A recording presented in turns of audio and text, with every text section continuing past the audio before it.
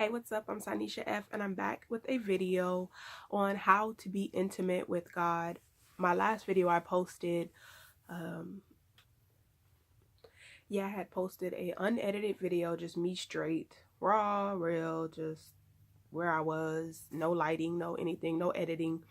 And I was saying how you need to build, intimacy with God. And I want to stay on task and stay on top of the things that I say that I'm going to do. So in this video, you'll hear and learn about how to become more intimate with God. And on this channel, you'll find things that help you grow in the areas of faith. You'll also see pescatarian recipes for those who are just thinking about cutting off meat but still want to eat seafood. You'll find some cool little recipes, so you're not discouraged and thinking that you don't know what to do, where to start. Like, this will be your path to just more holistic eating and greater health. And honestly, I'm on that path now, so we can join it together. And also how to become whole and healed in who you are. And in that being whole and healed in who you are, you'll build a place of content.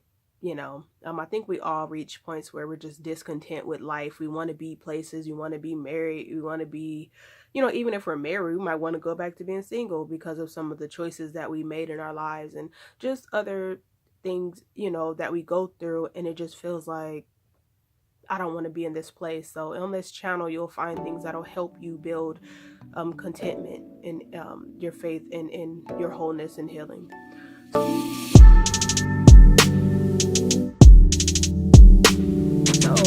So today we're talking about how to be more intimate, and I think the number one form of being intimate with God is through prayer. So I'm going to explain how to pray and how to be more intimate with God. And I have some notes, so if you see me looking down, it's just notes. So in the beginning, you want to begin being intimate with God and how to set that atmosphere. You want to be in a place where you don't have any interruptions, where it's just you and God, nobody's around, and it's just you and him. And that's in, a quiet place. Even in scripture, it tells you to go into, a quiet place, or just a place where it's just you and him. It's better that way because there's no interruptions, and you could just be yourself, really. Because now I'm starting to get to a place where I'm more intimate with God alone. Even at church, like, I'll worship, I'll praise, but I actually would rather be alone now than in a crowd of people. Like, and it's a great atmosphere in church, of course, but I would rather be alone in my own home, just worshiping. I feel more confident. I feel more just able to be uglier than ugly. And I could still get ugly in front of people, but like, it's just, you could be raw, you could be yourself, and there's completely no judgment at all. So you want to just build praise and worship. You want to build confidence in yourself and just knowing, just inviting God in, just worshiping him. If you don't know what to say, I would urge you to read the book of Psalms. It's full of worship, it's full of praise, and it just brings, God into the midst of where you are.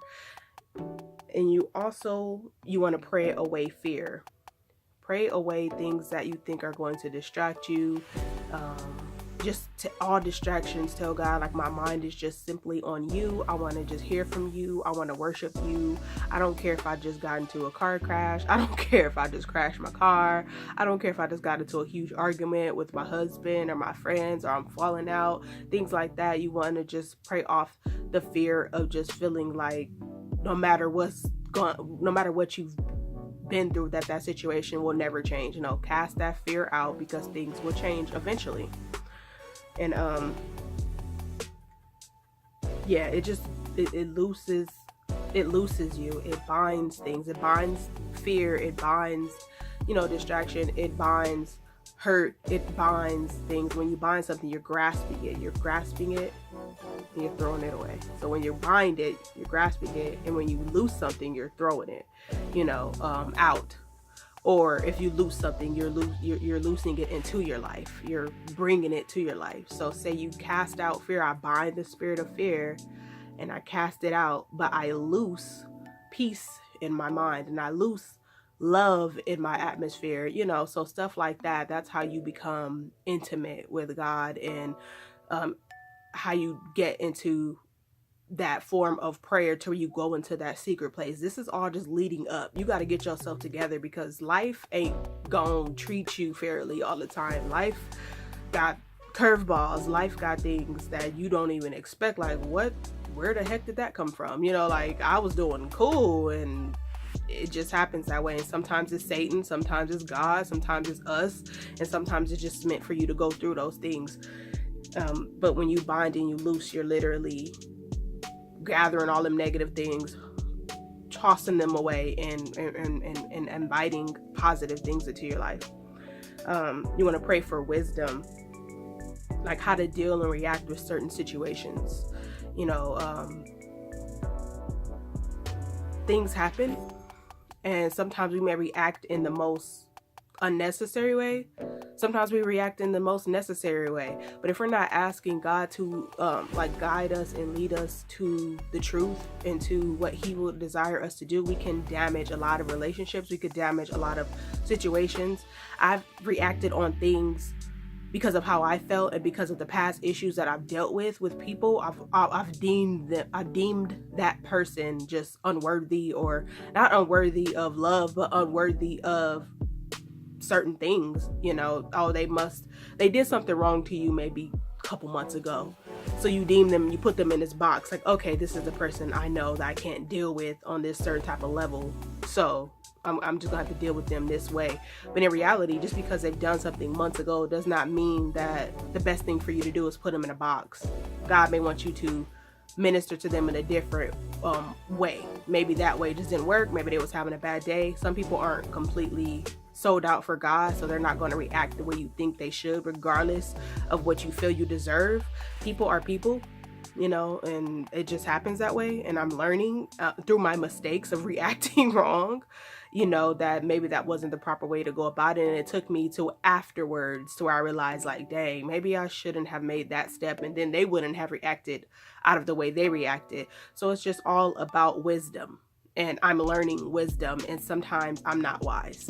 So I have to rely on the Lord. And in this place of prayer is where I'll gain wisdom, is where I'll gain, because the beginning of wisdom is definitely understanding and knowledge, you know, because you have to know something and you have to understand it in order to apply it. So in order to know something, you have to really seek God. And this is the place in prayer and in that intimacy is where you're going to get to know him, is where you're going to get to hear from him, and where he's going to lead you to where you need to be. And sometimes you may not hear it in the prayer, but because you're becoming more intimate and in tune with him, and you're inviting him into your heart and you're inviting him into your life, you'll begin to see the world in a different point of view, and you'll begin to operate differently. And God will start to speak to you in little things, and he'll know, like, what you like. Say you always on Facebook. I don't know how, he's a miraculous God. There was a point where I was like, I don't know what to do about the situation. What do I do?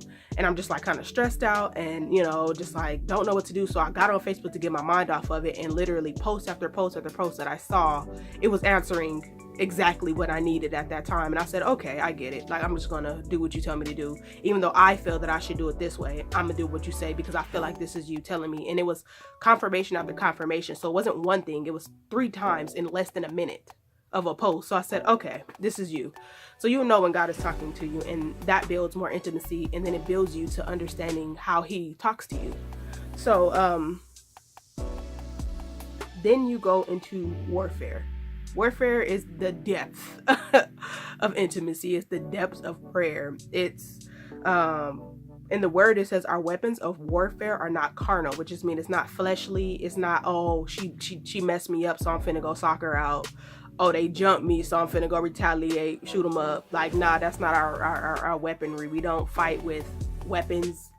We don't fight with our fists. We don't fight with our mouth. We don't fight with our body. We do fight with our mouth. I mean, let me keep that real, but just not fighting against that person with our mouth. We fight with our mouth through prayer. And since our weapons are not carnal, but it says our weapons are not our weapons of warfare are not carnal, but mighty to the pulling down of strongholds. This is where you go back into that binding. You're pulling it down, you're casting it out. Them strongholds are things that you feel you just can't let go of. it was a lot of I've had a lot of strongholds, and there's still some things that I'm still breaking free from, because I find myself going back into that thing like, oh, I'm about to just bug back at this person. Like, no, I can't do that, because I'm not who I used to be. God has changed me, so I have to operate in the way that he wants me to do it, because I'm a new creature now. My mind has been renewed, so now I have to walk after the spirit and not after my flesh. So it's a pulling down of strongholds and every high thing that exalts itself against the knowledge of Christ. There's so many things that people claim as wisdom, but no, only wisdom is found through God, you know, and the Lord giveth wisdom. He gives wisdom. So you have to make sure that what you're doing is of God. And the only way you can find that is through reading your word. And that's another form of intimacy. You need to read your word so you can understand the characteristic of God. A lot of the characteristics of God is found in the Bible, and God is nobody to play with, but at the same time, he's very gentle. He's very loving. He's very kind, but at the same time, he can get with you, and he can get with you way more than anybody. Your mama, your daddy, ain't them whoopings ain't nothing compared to what God can do. So, you know, yeah, so like when you go into your warfare, you may be dealing with depression, so you're gonna bind that depression. I bind this depression, and I release peace into my life. I bind this anxiety, and I release this peace, or whatever you have to do. So when you really got to come into tune with who you are. If you're feeling antsy, if you always feeling some type of way, why do I feel like that? It's because you're battling with some issues that are internal, and you got to get to the root of it. And, you know, the best way to bind all those things and go into spiritual warfare from depression, loneliness, poverty, abandonment, rejection. I've dealt with all of these. Suicide, stuff like that. You gotta really, really, really get to the point of understanding that this is not naturally you. This is not who you want to be, and it's not a part of you, but it's, you know, a spiritual thing that's trying to attach itself to you, and it's trying to get you to fulfill, more than likely, suicide, or trying to get you to fulfill just walking in this negative mind frame, this just low state, just depressed, don't want to, like, it causes you to go into like just deep darkness. And I've been there a lot in my life, and I can definitely, I'll make a video, right, you know, but yeah, so you're gonna go into warfare, and then you would want to, my bad, I put my paper down. But you would want to pray for those that hurt you. That's probably the hardest part, probably, because everything else is kind of inviting God in, and it's working on you. And, you know, that might be the second hardest. I think the first hardest would be just being honest about where you are and what you're dealing with. Because sometimes we go about life and we just kind of, what's the word? Because life is so fast paced, we got to get to work, we got to get the kids to school, we got to do this, we got to do that, that we don't really take the time out. We kind of mask our feelings and put on this mask, and before we know, we masking for years, but we don't realize it, because this is just what life is supposed to be to us. Because we're so fast paced, we got to get to church, we got to do this, we got to do that, we got to do this, you know. And sometimes I find myself doing that, just suppressing a lot of my feelings. And I had to come to a place where I become intimate with God and begin to say, dang, this is how I'm feeling just horrible. And it's not really like bashing anybody else, this is just how I feel within me, you know. And it could be how somebody made you feel. So yeah, talk about it, you know. Ask God to reveal some of the things that you felt hurt by somebody else to them. But you don't have to necessarily go to them to bash them. But if you go to them to talk to them, that's cool. Talk to them, you know, if you feel ready or not. But like, you know, I would just say, to be intimate, you should pray for those that despitefully use you. Pray for your enemies. Pray for those that have hurt you, whether however deep that hurt goes, because it's going to set you free. And that's when you release yourself from, you know, bondage. And that's how you can really accept God deeper, because I think a lot of our issues we put on God, and we feel like he did it to us. but he's not responsible for the actions of other people. He gives us instructions, and if people choose not to follow them, like, God has no robots. He's not going to make anybody worship him, so he's not going to make anybody believe in him. That's a choice. So when you choose your destiny, that's what you're choosing. Wherever you go at the end of your life, that was a choice for you. And it's even a choice to forgive people. It's a choice to pray for people who hurt you, and be honest about what they did, be honest about how you feel, but ask God for wisdom on how to deal with those issues. And that's how you become more intimate with God. And because of those things, you'll start seeing the fruits of your healing. You'll start seeing the fruits of your growth, that you'll start to go to him about just the stupidest things. And it's so, I guarantee he'd just be up there like, I would rather you come to me about the most simplest, unnecessary thing for you, instead of me bottling all these things in and carrying this load that I can definitely, carry for you. And it's not hard for me. It's not like I'm, we get to this point where I don't want to put too much of my baggage on nobody else. And because you don't want to make this person feel so weighed down, they already got their own issues, I don't want to put no more of my issues on them. And we kind of put that in perspective to God, but God is not that type of God. Like, there's not too much for him to handle. Like, he's literally handling this whole world. So if I think he would stop making human beings, he would stop allowing people to get pregnant and have babies if it was too much for him to go around. He'll just do something. He's almighty, all powerful, so he can do it if he wanted to. So, I would say, also, after the prayer, fast on everything that you prayed for. Like, I'm fasting for just my breakthrough, and sometimes you don't see the breakthrough right away. Sometimes you don't see the healing right away, but you will get there. I know that for a fact. You will get there. And that's really it. I don't want to go too long or too in depth with the video, but that's really how you become more intimate with God. And once you go through that, of just really, it'll create a pattern for you, and it'll be healthy, because in life we're not going to have moments of hurt. We're living in a fallen world, full of sin, full of negativity.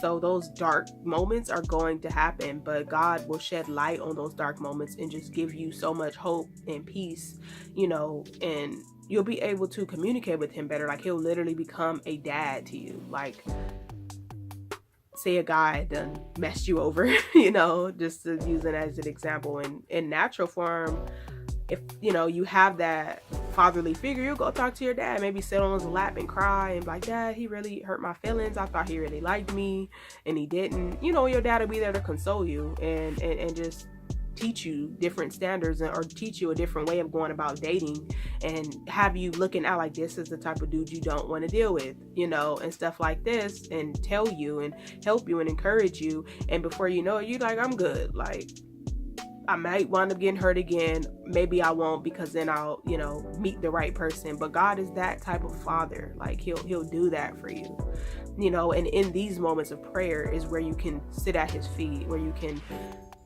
you have to imagine these things, because he's a spirit, and he'll definitely, come through, and you'll just feel a relief, and if you still feeling, tied up at the chest, or you're feeling like there's still something suppressing you or holding you down or hurting you, then you need to stay longer. Like, Jesus, I don't know what's going on. Like, it just hurts. Like, and I need you to just heal me, and sometimes it's going to cause you to go deeper. You're going to have to cry out more to him, until you just feel that release. Sometimes we just need to get to the bottom of our issues, and sometimes it takes a little more time, and it's not like you're going to be down there forever. You won't, there's no possible way you can. You got to feed your kids. You got to feed yourself. You got to go to work. You got to go to school or something like that. So, just take time. And if you're still feeling that, and, just go back maybe another day, or later on that day, it's a real serious thing to stay intimate, you know, but it's a healthy thing and it's a relieving thing and it's a beautiful thing. And I just would encourage you to be intimate with God. You know, I do it often because life ain't perfect and you get sideswiped and things just happen. And if you're not staying intimate with God, you can go into depression. You could go into dark places, you know. And I pray that this encourages you. And share if you want. Comment below if you've... I just want you to comment below to make a declaration that you're going to be more intimate with God and you're going to set that time out to be in that secret place, no matter how long it takes, no matter where you are and what you have to do. I just urge you to comment below and just say that you're going to be more intimate with God and plant that seed into your own life of just knowing that you're going to have that intimate relationship with Him and watch your life transform eventually. Just keep at it, stay consistent with it, and let God just deal with you how He deals with you. So I appreciate you. I love you guys. I'm praying for you guys. And yeah, stay intimate. Peace out.